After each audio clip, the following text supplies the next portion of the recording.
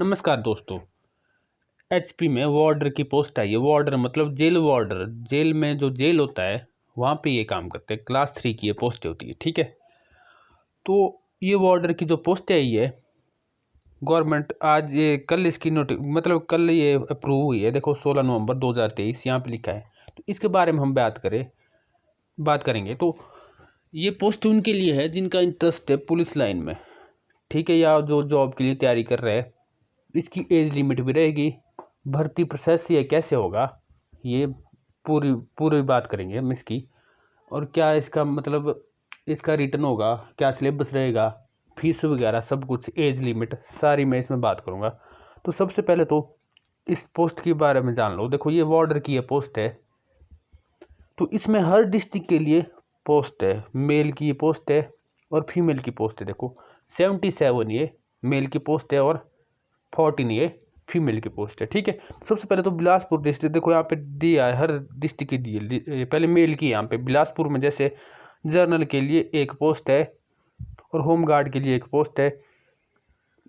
EWS के लिए कोई नहीं है, एससी के लिए एक पोस्ट है, ठीक है।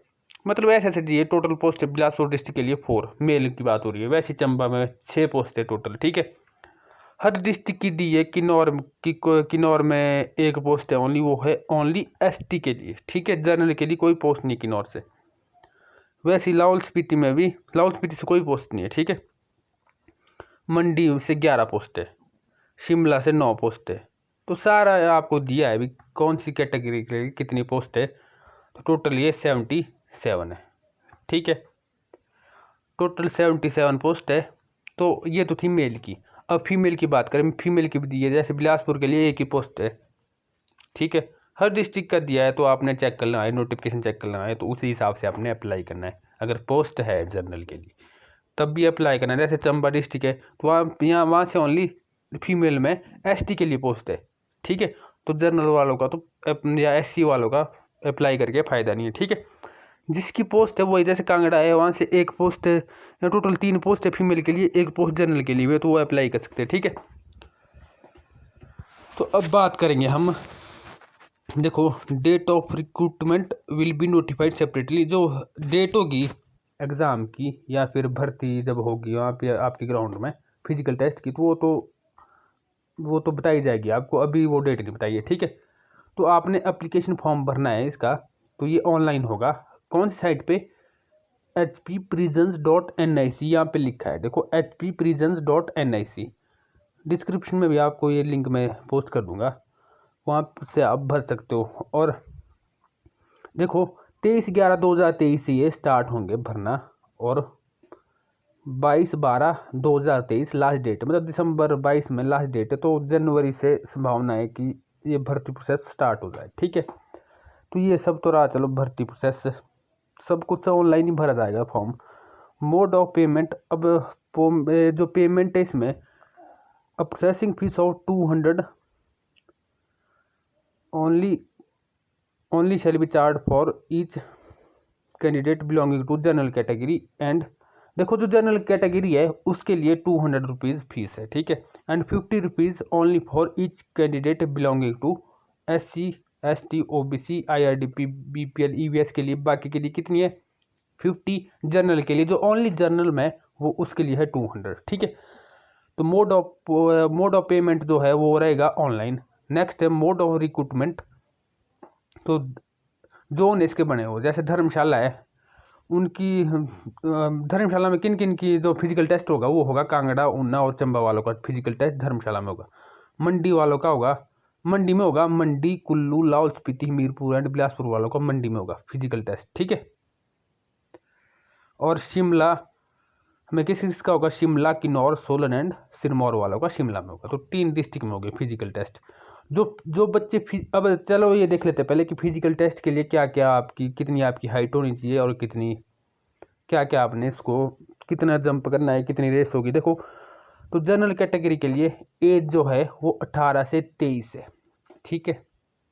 SC ST के लिए 25 है, ठीक है। बाकी होम गार्ड के लिए है ये, SC ST होम गार्ड है तो उनके लिए 20 से 28 भी, ठीक है। OBC के लिए 18 से 25 है। जनरल और ओबीसी, जो जनरल होमगार्ड है उसके लिए 18, उसके लिए 20 से 28 है। ठीक है बेटा, तो मतलब ज़्यादातर 23 और 25 वही होंगे इसमें, जनरल वालों के लिए 18 से 23 है। और +2 इसमें क्वालिफिकेशन है। हाइट जनरल वालों की कितनी होनी चाहिए, मेल की 5 फुट 6 इंच कम से कम। ठीक है, वैसे चेस्ट का साइज दिया है आप यहाँ पे 31 से 32 इंच तक। ठीक है, और SC/ST के लिए हाइट 5'4". ठीक है, बाकी SC/ST और OBC के लिए हाइट 5'4", 5, OBC के लिए 5'6" ही है। ठीक है, SC/ST और SC/ST जो होम गार्ड है उनके लिए है 5'4". जो जनरल होम गार्ड है या OBC होम गार्ड है उनके लिए 5'6" ही चाहिए। ठीक है, हाइट ये मेल की बात हो रही है। वैसे फीमेल की है, उनके लिए हाइट चाहिए 5'2". क्वालिफिकेशन तो +2 ही है, एज वही है जो इनकी है मेल वालों की। तो फीमेल के लिए जो जनरल है उसके लिए 5'2" हाइट, और SC/ST के लिए 5 फुट। ठीक है, 5'2" का मतलब है 5 फुट 2 इंच। ठीक है, और रेस की बात करते हैं तो 1500 मीटर रेस होगी मेल के लिए। ठीक है, और फीमेल के लिए होगी 800 मीटर। ठीक है, और मेल के लिए टाइम होगा 6 मिनट 30 सेकंड में उसको 1500 मीटर भागना है। और वैसे ही फीमेल के लिए टाइम होगा 4 मिनट 15 सेकंड। ठीक है, 4 मिनट 15 सेकंड में उसको 800 मीटर करनी है कवर। ठीक है, हाई जंप होगा 1.25 मीटर मेल के लिए। ठीक है, और 1 मीटर होगा फीमेल के लिए। और 3 ही अटैम्प्ट देते हैं इसमें, मतलब एक में आपने नहीं फेंका, नहीं आपने क्वालिफाई कर पाया तो आप दूसरे में कर सकते हो क्वालिफाई। तो 1.25 का मतलब 4 फुट 2 इंच इतना हाई जंप मारना पड़ेगा आपको। तो वैसे ही ब्रॉड जंप मतलब लॉन्ग जंप जो मेल के लिए है वो 4 मीटर है, तो पता नहीं 13-14 फीट के आसपास हो रहा है। ठीक है, लॉन्ग जंप। और वो फीमेल के लिए 3 मीटर।